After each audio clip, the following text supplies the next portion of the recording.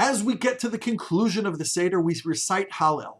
Now the Gemara tells us that in days of old in Jerusalem, Gagin va'alios lo niskachu, the upper chambers, if you were a second floor in a two-story house, or the rooftops in Jerusalem, these were not sanctified territory.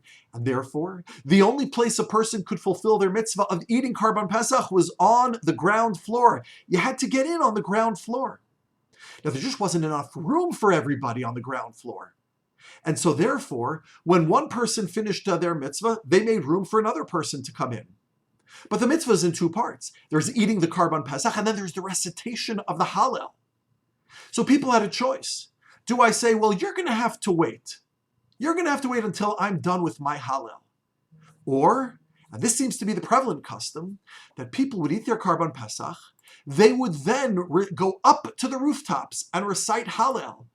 Achli ba'ara ve'amri be'igra. They would eat their Karban Pesach on the ground floor, and then they would inconvenience themselves and go up to the rooftops to finish and say Hallel. Because Hallel could be done on the rooftops.